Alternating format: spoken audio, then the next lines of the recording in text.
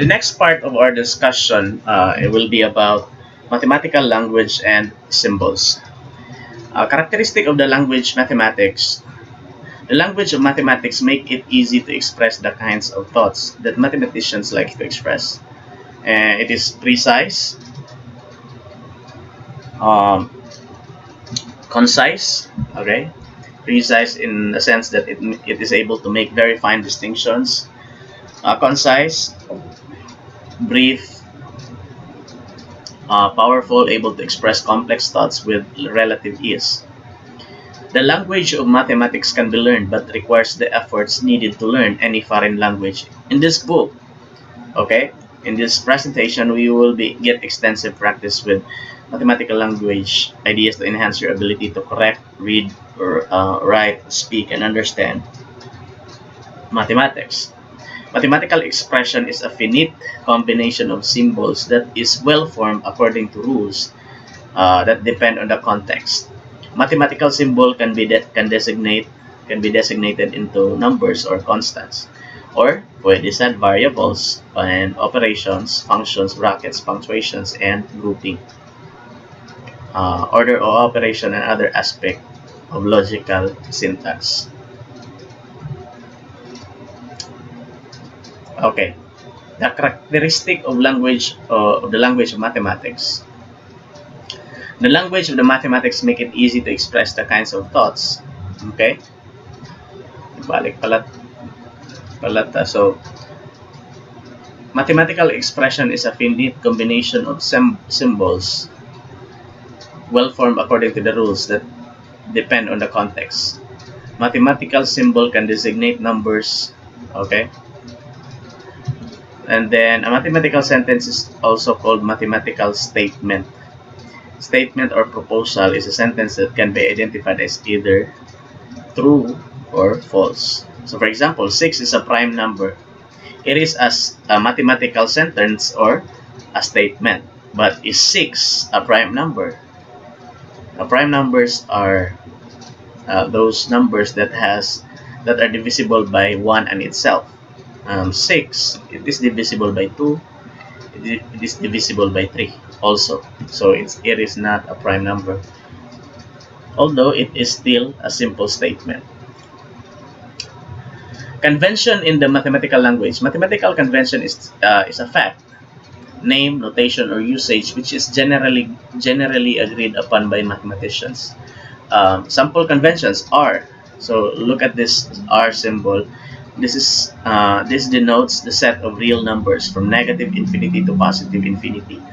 Now Z, set of integers. We have all the integers from negative to positive. Now numbers are usually represented by lowercase letter like a, n, or x. Sets. So this is what you have to remember. When we numbers are normally we represent numbers as low letters. Okay. Sets. Okay. Sets meaning a group of numbers. We represent it with um, bigger letters. A variable with universal set of real numbers or any interval of real numbers is most likely to be named with lowercase letter from the end of the alphabet. So for example, T, X, or Y. Okay. Now a variable with universal set of integers is most likely to be named with lowercase near the middle of the alphabet, A, G, K, A, M, or N. Now, for basic concept, a set is gathering together into a whole definite distinct objects of our perception and of our thought, which are called elements of the set. Sets are conventionally denoted with capital letters. Sets A and B are equal if and only if they have precisely the same elements. Okay, so we can only say the set A is the same with the set B when precisely the elements are the same. And we have here a set builder notation. In a set builder notation, the set is specified as a selection from a larger set. Okay, determined by condition involving the following elements. For example, set F. Okay, set F can be specified as follows. So we have here n Okay, n is the definition of m is equal to z, the integers, wherein n is greater than or equal to 0 but less than 100. So this is an example of a set. Now, let's talk about furthermore about a relation. A relation between two sets is a collection of ordered pairs containing one object from each set. Okay, if the object x is from the first set and the object y is from the second set, then the objects are said to be related if the ordered pair is xy is in the relation. Okay, a function is a type of relation. Now, a function is a binary relation if the two sets that associates every element of the first set to exactly one element of the second set. So, for example, here, as you can see here, this one corresponds to exactly one element here at the second set. Same with here. Same with here. Okay, that is a relation and a function. Okay. Now here, this is still a relation, but this is not a function. Why? Because the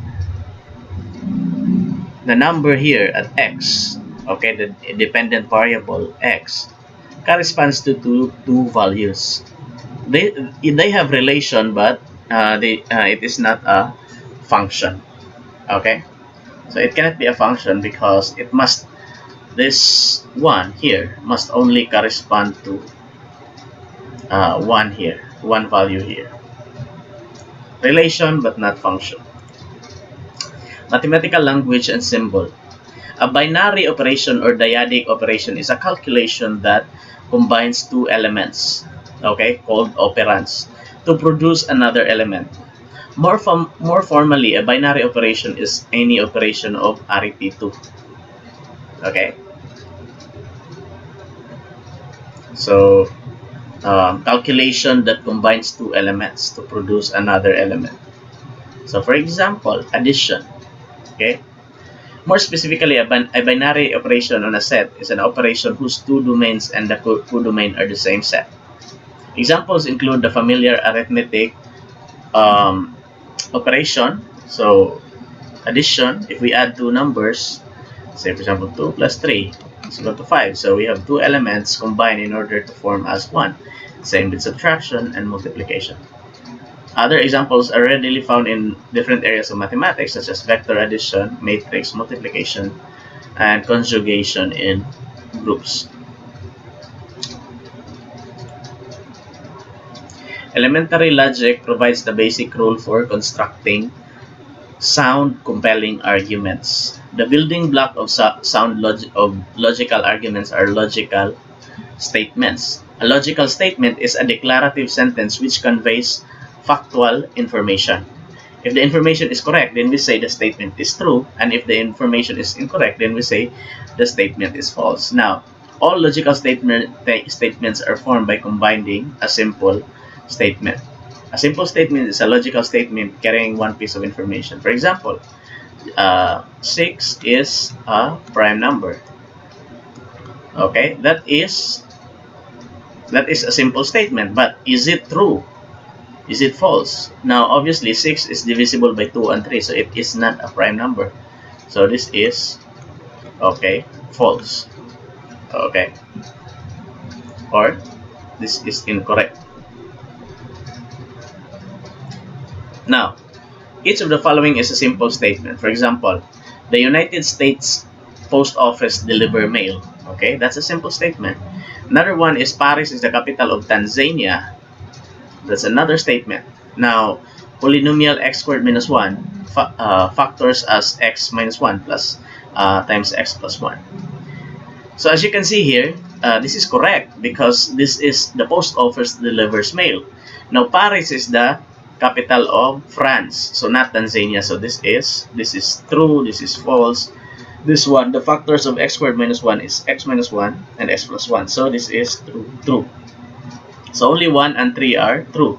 Statement 2 is false. Now, not all short sentences are simple statements. Okay? It cannot always be. Now, close the window. This is a command. It does not convey information and is not a logical statement. Okay? So, when we say close the window, it does not convey information. Okay? It is a command. So, no information, uh, it is not a logical statement. The United States Congress is doing an excellent job. This is a statement of opinion, not a logical statement. So this does not convey an information, but this is an opinion, okay, about a certain matter. Okay, so we don't do that when it comes to data. So it can only be true if it carries facts, not opinions and command. Mathematical language and symbols. The negation of a logical statement is a new logical statement which says the opposite of the original statements. The statement not P is true.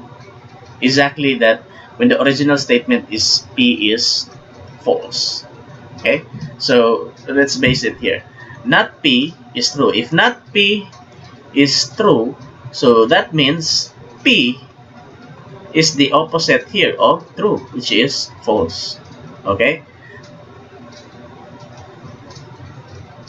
Okay, to negate a logical statement means to find the statement's negation. Various ways to form the negation of a statement are discussed in the next example. So, for example, we could negate the statement the sky is blue. Okay? By forming it is not the case that the sky is blue. So that's how we negate it. We can negate any statement in this way, but such constructions are clumsy and sometimes unclear. Okay? So the better negation is the sky is not blue. The sky is blue. No, the sky is not blue. That's how we negate the statement. A statement containing negative can often be negated by removing the negative. Okay? So if, for example, here, um, he is not here. He is not here. So if you're going to negate this one, we'll have to remove the not. He is here. Okay, that's how you remove and negate that statement. Okay, another thing is when a logical statement is used to say something about a collection of objects, the statement must be quantified. That is, we must specify which objects in the collection the statement applies to. The basic distinctions between applications are reflected in the words all and some.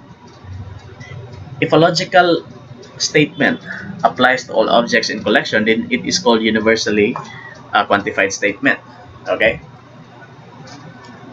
So we have all, we have some. Okay, for example here, every McDonald's serves French fries. So that is universal statement. All math majors study calculus. Of course, you cannot be a math major if you don't study calculus. Okay? Now, a logical statement which applies to some objects only, not all, but some, in a collection is called existentially quantified statement. For example, some people attend college. Okay? It is a logical statement, but it is not applicable to everyone because some people, it is true, not all people attend college. There are people who believe in UFOs. Same. So there are some people who believe that UFOs actually exist. Some people don't. As illustrated above, an existentially quantified statement asserts that an object of a particular nature exists. Okay. Now for your assignment, okay, for your assignment, first we'll have to create two examples. Okay, two examples. Reply it in the LMS assignment. Two examples of universally quantified statement and two examples of existentially quantified statement. Okay, we can contrast universally quantified statement and existentially quantified statement in the following way. Universal quantification: if every object in the collection fits the description, then the universal qualified statement is true. So it can only be true, the universal quantification, if a certain description fits every object in the set. Now, if it only fits to some, then it is existentially existential quantification. Mathematical knowledge is often expressed with quantified statements. For example, for all real numbers x and y, xy is equal to y over y plus x. Okay, the sum of x plus y is equal to y plus x. Of course, any number, guys, it is the same. So that's universal quantification. Some data is normally distributed, of course, because some data are not. So this is existential quantification. All right triangles obey the Pythagorean theorem. That is universal because all right triangles obey actually the Pythagorean theorem.